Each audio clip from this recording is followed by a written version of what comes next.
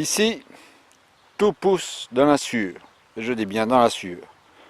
Entre les ronces, les butternuts, les tomates, les patates, les fleurs mellifères, encore des patates, au milieu des mauvaises herbes,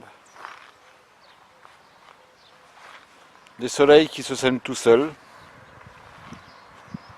toujours des fleurs, des arbustes, des tomates, en l'occurrence des montfavets prêts à mûrir, poussés à la sauvage, juste un tuteur,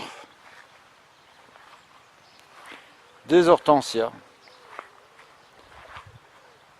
tout pousse ici dans la sueur, y compris les haricots. Là c'est la fin des haricots, donc voilà, les feuilles commencent à jaunir,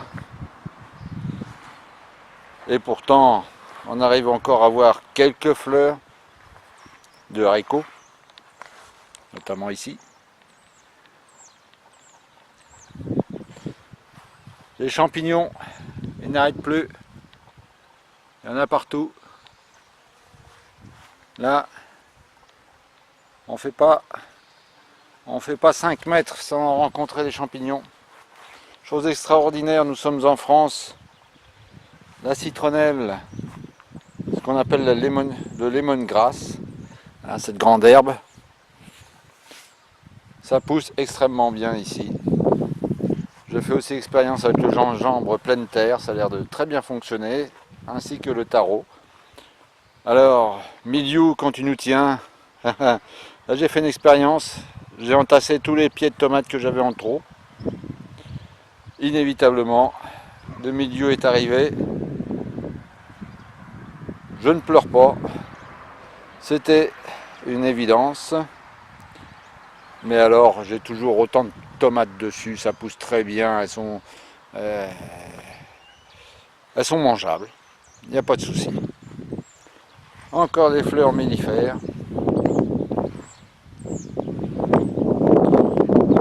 Là, nous arrivons aux aubergines, pardon. Bon là, elles ont été cueillies ce matin, il reste encore quelques-unes qui seront prêtes dans quelques jours. C'est leur tout début de production. J'ai essayé des maïs américains, mais je pense qu'ils ont une série Monsanto. C'est les seules choses Monsanto que j'ai semées. Ça nous vient d'un américain. Bah effectivement, il leur faut du traitement, des désherbants et tout pour pouvoir pousser, autrement ça donne rien du tout. J'ai repiqué ce matin de nouvelles aubergines, j'ai fait une expérience, voir si ça peut produire d'ici cet automne, octobre ou novembre.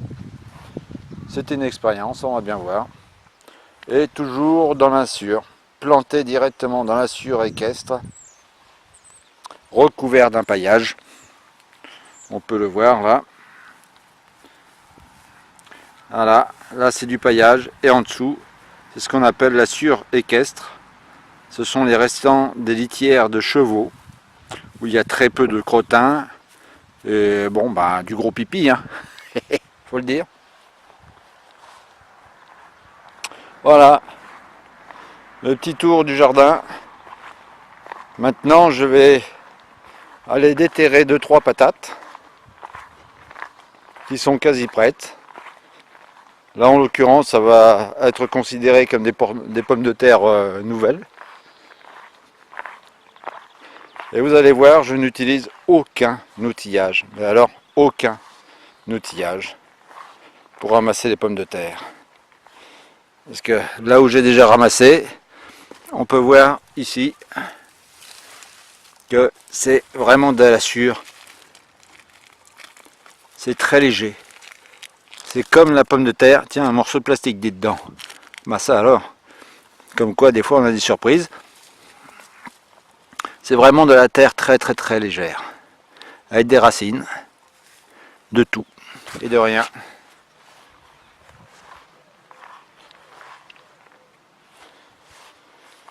Voilà, après mon expérience au Cambodge, mes expérimentations en France, là je choisis un pied de pomme de terre un petit peu au hasard, hein, à côté ce qu'on appelle très communément une mauvaise herbe, que j'adore, un chardon, plante protégée qui devient très rare, sauf ici. Alors voilà, je creuse juste à la main un champignon. Un petit champignon qui est là, bah tant pis pour lui, hein. C'est la loi de la nature comme on dit. Alors c'est lequel pied? Voilà, il est là mon pied. Mon pied de pomme de terre est là. Oh bah tiens, juste racler là. Ça va faire une petite patate pour l'année prochaine, pour semer l'année prochaine. Alors les pommes de terre que j'ai mis en terre, ce sont des vieilles pommes de terre, grosses pommes de terre, qui commençaient à pourrir. Je les ai mis en terre. Et en fait, je les ai mis en sûre, sous une couche de sûre et de paillage. Je creuse, et je récolte du bois, parce que ça c'était de la sûre, c'était des restants de grange en fait, hein, cette sûre là. Et j'arrive aux premières patates, tranquille. Alors ça c'est une variété assez petite.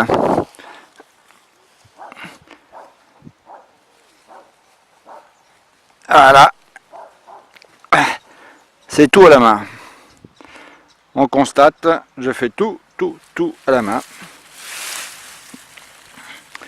On va reculer ça pour bien démontrer qu'il y a des pommes de terre dessous. Voilà.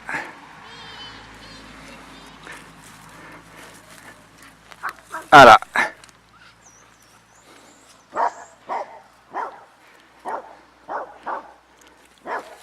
Et il y en a un gros paquet, hein. Là, c'est à peu près la moitié du pied. Hop là. Ah bah non, c'est la catapulte. Voilà. Bon, j'arrête un petit peu là.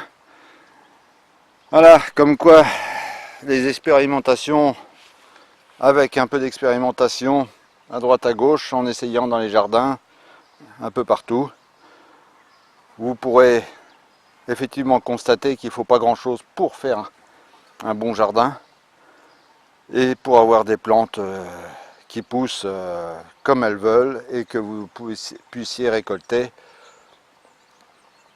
un minimum de légumes.